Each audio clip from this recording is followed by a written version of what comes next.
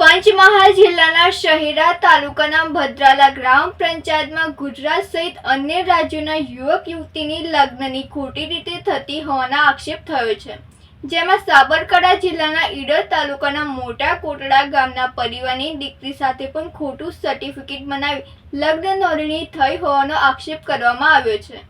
પરિવારજનોએ ખોટું કરનાર તલાટી સામે કડક પગલાં લેવાની માંગ કરી છે।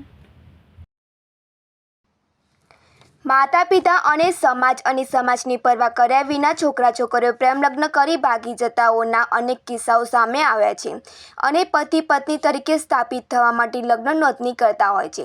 ત્યારે પંચમહાલ જિલ્લાના શહેર તાલુકાના ભદ્રાલા ગામ કે જ્યાં ગુજરાત સહિત અન્ય રાજ્યના લોકો દ્વારા લગ્ન નોંધણી ભદ્રાલા ગ્રામ પંચાયતમાં થઈ છે। જોકે આવી જ ઘટના સાબરકાંઠા જિલ્લાના ઈડર તાલુકાના મોટા કોટડા ગામ પરિવાર સાથે બની છે। મોટા કોટડા ગામના ચાવડા પરિવાર દરજી કામ કરી પોતાનું ગુજરાન ચલાવી રહ્યા હતા। એક જ પરિવારમાં માતા પિતા અને 3 દીકરીઓ હતી, જેમાં મોટી દીકરીને પરિવારે લાડકોડથી ઉછેરી અને MA સુધીનો અભ્યાસ કરાવ્યો હતો। પરિવારજનોને એમ હતું કે દીકરી ભણી ગણીને નોકરી કરશે અને પરિવારનું ભારણ ઉઠાવશે, પરંતુ દીકરીએ યુવક સાથે પ્રેમ લગ્ન કરી ભાગી ગઈ હતી। પરિવારજનોએ પોલીસ વિભાગમાં જાણવાજોગ ફરિયાદ દાખલ કરી હતી, પરંતુ ઈડર પોલીસ સ્ટેશન ખાતે ચાવડા પરિવારની દીકરી હાજર થઈ અને લગ્ન નોંધણીનું સર્ટિફિકેટ રજૂ કર્યું હતું। ત્યારબાદ તેના મામા દ્વારા સમગ્ર તપાસ હાથ ધરવામાં આવી હતી, જેમાં બહાર આવ્યું હતું અને મામા દ્વારા લગ્ન નોંધણી ખોટી રીતે થઈ હોવાનો આક્ષેપ કરવામાં આવ્યો હતો। સમગ્ર મામલે હાલ તો પંચમહાલ જિલ્લામાં તંત્ર દ્વારા તપાસ હાથ ધરી દેવામાં આવી છે, પરંતુ દીકરીના પરિવાર દ્વારા આમાં જે પણ લોકો સંડોવાયેલા હોય તેઓની સામે કડકમાં કડક કાર્યવાહી કરવા માટેની માંગણી હાલ તો કરવામાં આવી રહી છે। સુરેશ થોરી સાથે તનિષા પરમાર, સિટી ન્યૂઝ, ઈડર।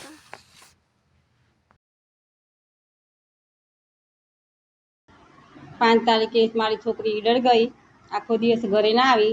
6 તારીખે મેં સવારે જાણવાજોગ આપ્યું અને પછી એ લોકો 10 તારીખે હાજર થઈ ગયા અને પછી એમને ખોટું શરતી હાજર કરી દીધું। એટલે અમને બધાએ એવું કીધું કે આ કોર્ટ મેરેજ થઈ ગઈ છે અને કોર્ટ મેરેજનું 1 વર્ષ થઈ ગયું, એટલે તમારું કશું ચાલે નહીં।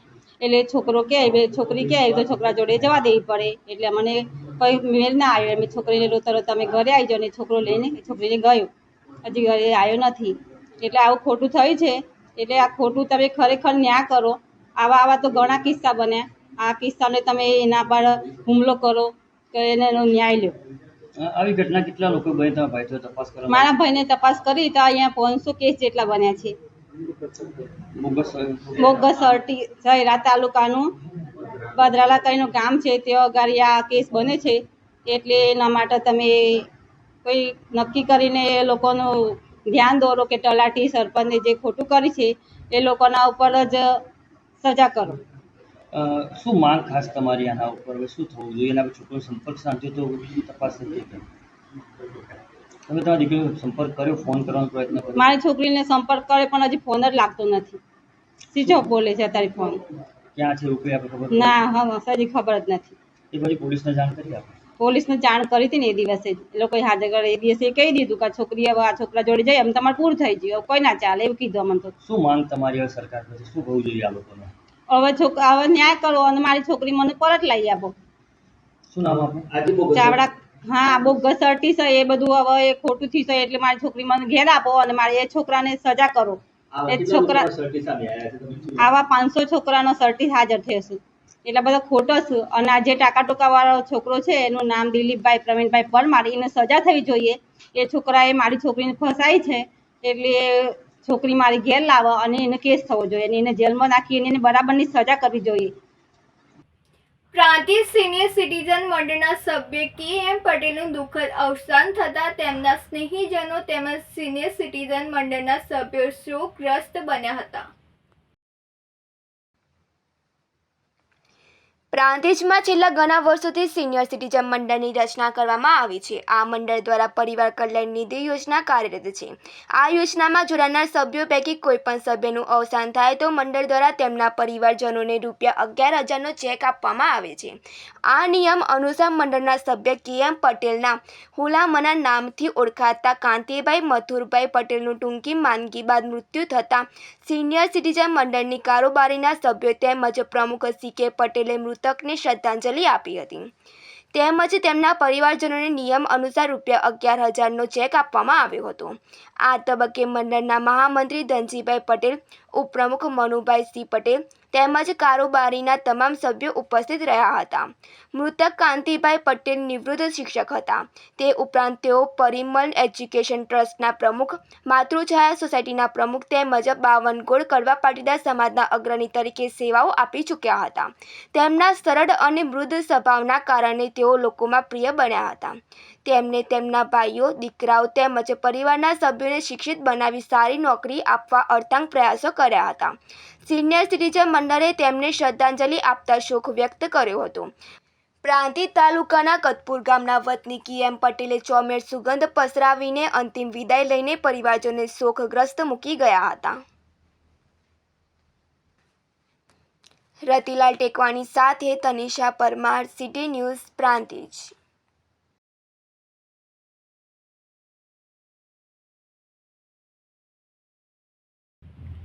ભાભર તાલુકાની કેટલીક ગ્રામ પંચાયતમાં સ્વચ્છતાનો અભાવ જોવા મળ્યો હતો.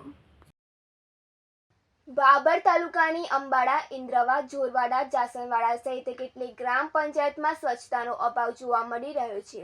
વર્ષે દહાડે લાખો રૂપિયાની ગ્રાન્ટો સ્વચ્છતા માટે આવતી હોય છે, પરંતુ કેટલાક આળસુ સરકારી બાબુઓને કારણે ગ્રામ પંચાયતોમાં સફાઈ થતી નથી. દેશના વડાપ્રધાન નરેન્દ્રભાઈ મોદી સ્વચ્છતા મિશન અભિયાન ચલાવવામાં આવી રહ્યું છે, ત્યારે ભાભરની કેટલીક ગ્રામ પંચાયતમાં સ્વચ્છતાના ધજિયા ઉડતા જોવા મળી રહ્યા છે.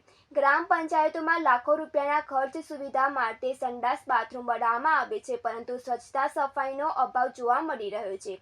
માત્ર ગ્રાન્ટો લાભ લેવા માટે બન્યા હોય તેવું લાગી રહ્યું છે.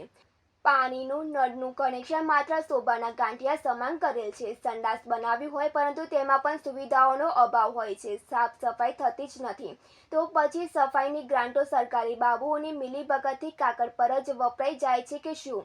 ભાભર મીડિયાના જાગૃત પત્રકાર દ્વારા કેટલીક ગ્રામ પંચાયતોની મુલાકાત લેતા સંડાસ, બાથરૂમના દ્રશ્યો તસવીરમાં દેખાય તેવી હાલતમાં જોવા મળેલ છે.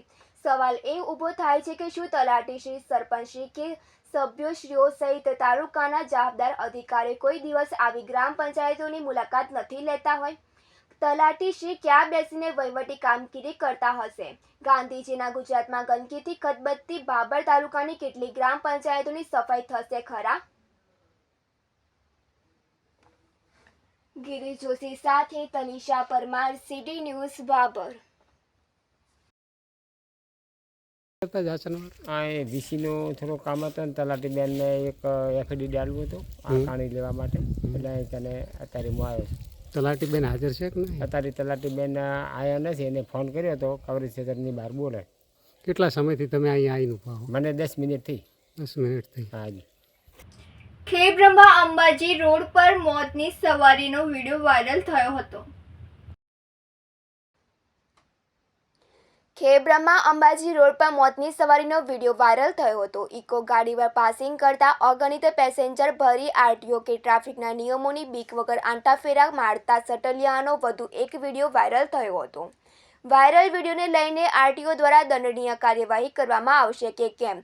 ટ્રાફિકના નિયમોને ધોડીને પી જતા સટલિયાના ડ્રાઈવરનો થોડાક સમય અગાઉ માર્ગ સપ્તાહ સલામતીની ઉજવણી કરાઈ હતી.